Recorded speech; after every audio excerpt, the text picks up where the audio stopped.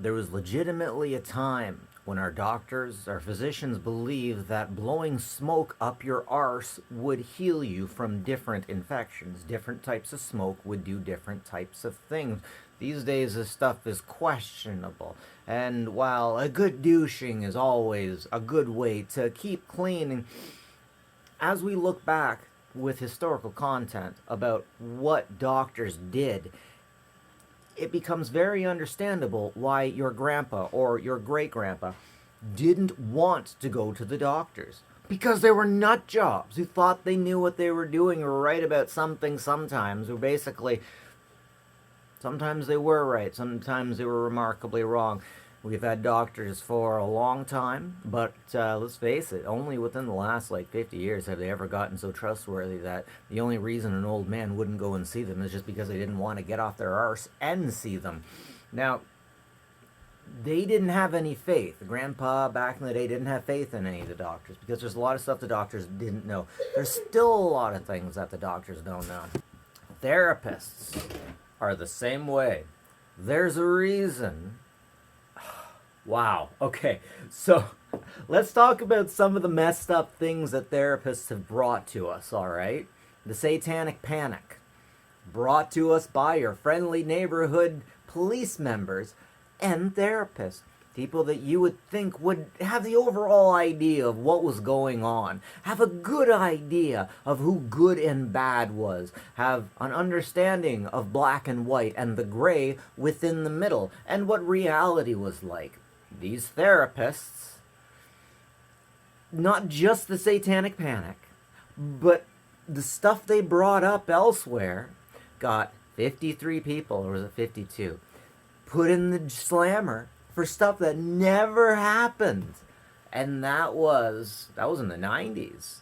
And in Canada, it was in I think it was 2002.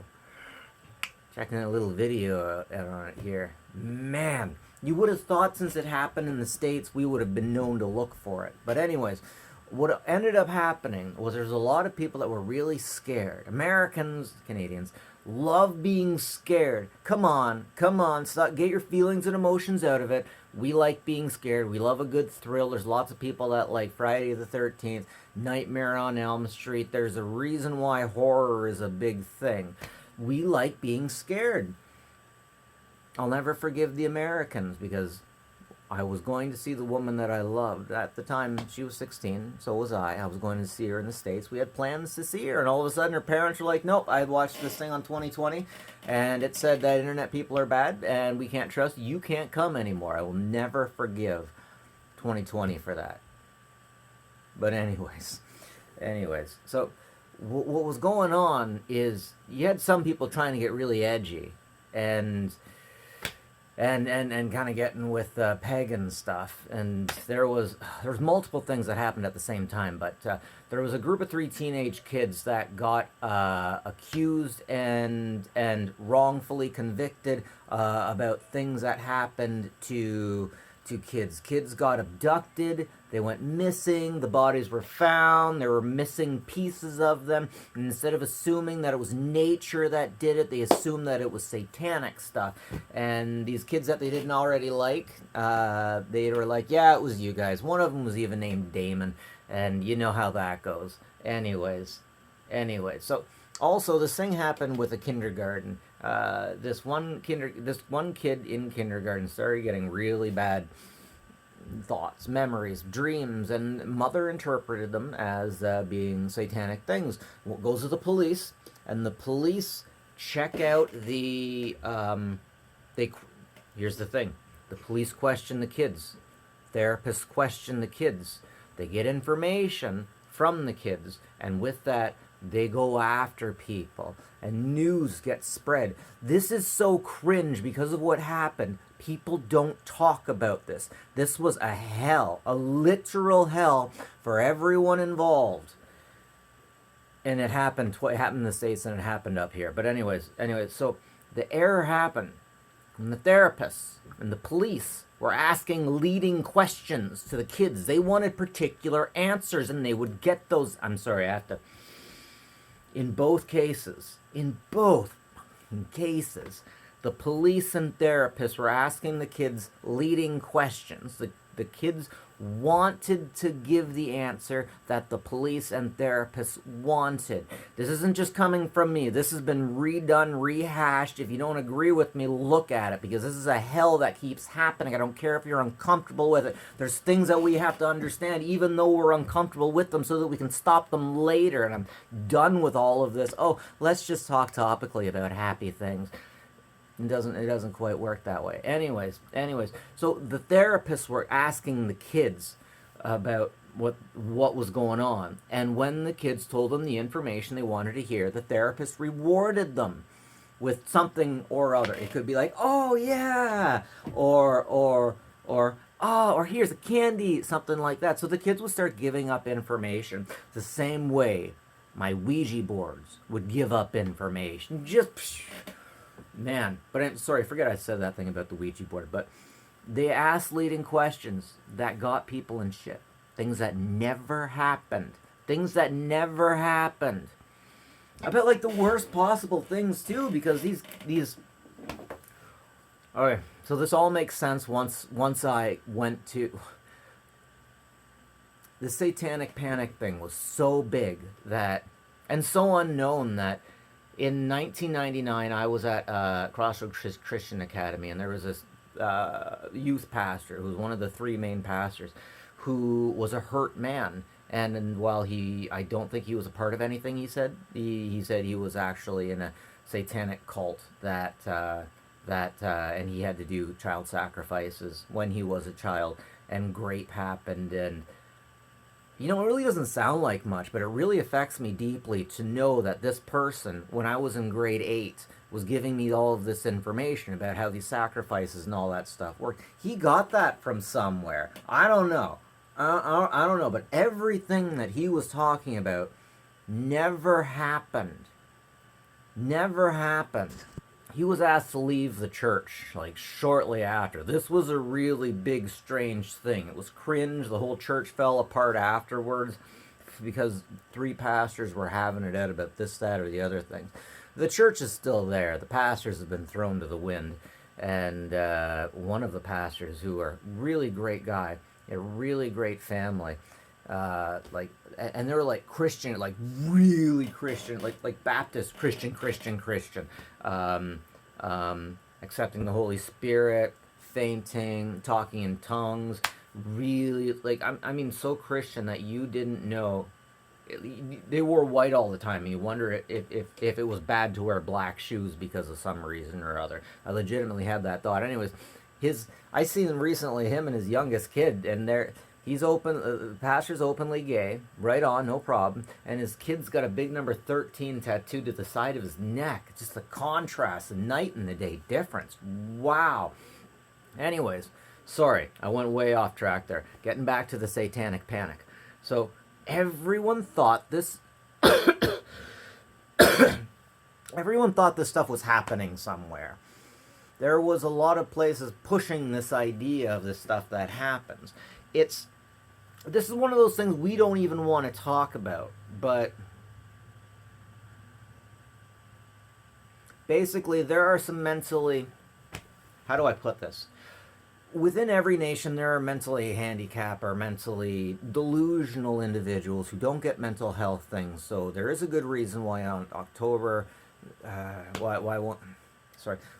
during Halloween, you bring your cats in, All Hallows Eve, all the time. You just bring your black cats in because there are nut jobs out there that masquerade as this, that, or the other thing.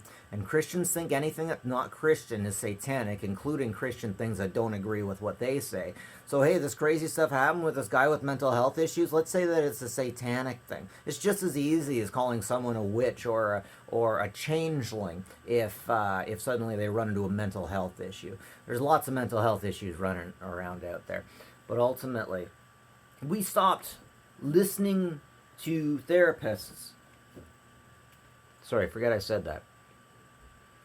The Satanic Panic took a bunch of people down who never actually did anything because the kids were being asked leading questions. This happened again in Canada, in Marsville. One sec. Martinsville. But there's a little nuance to it. Someone did get convicted. But the other nuance in this is a cop got brought into it that had nothing to do with it.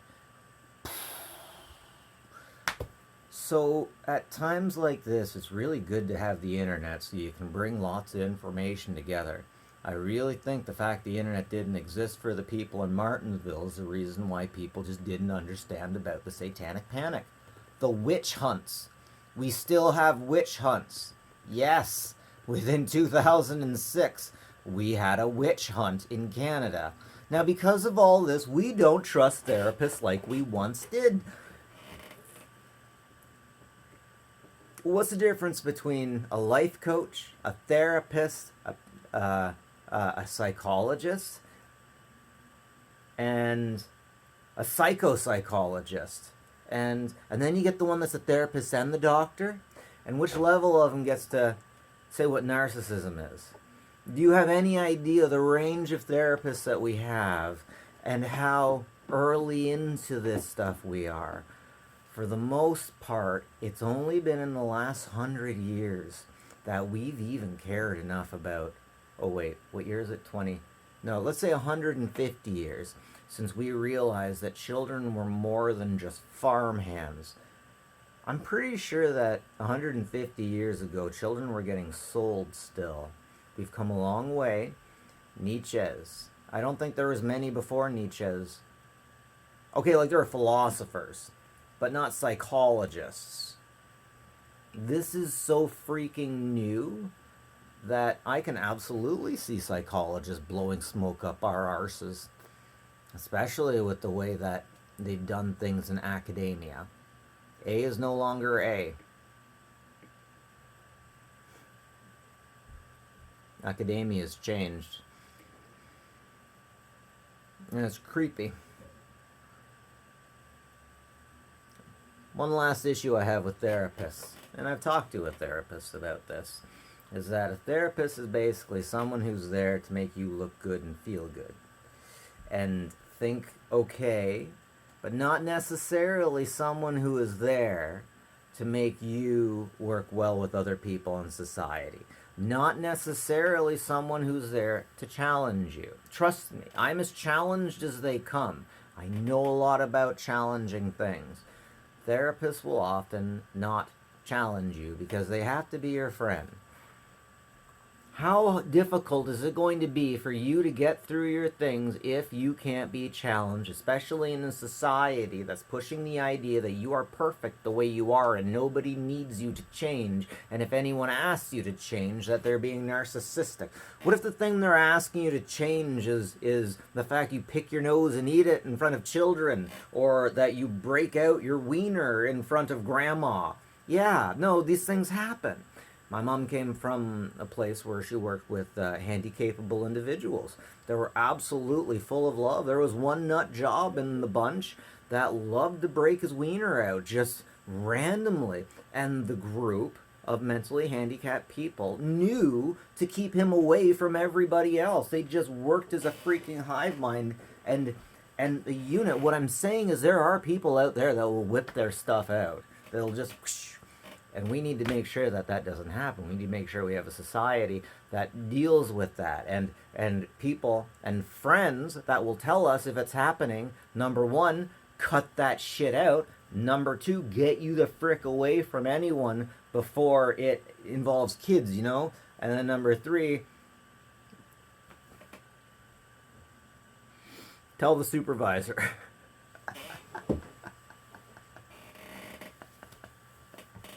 Tell the head lady so they can make sure something gets done and so that everyone's safe, basically.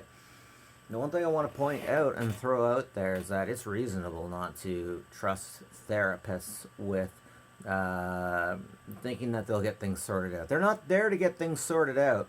They're there to make you happy and so that they can get you on your feet, waking up and getting back out there to the meat grinder. Because the rest of it might not even be possible, because happiness is not the default. And there's so many people out there that think happiness is the default, and if they're not happy, someone is oppressing them. Now, that's a purview of your conundrum. That thing is really big and out there, and you got to go for...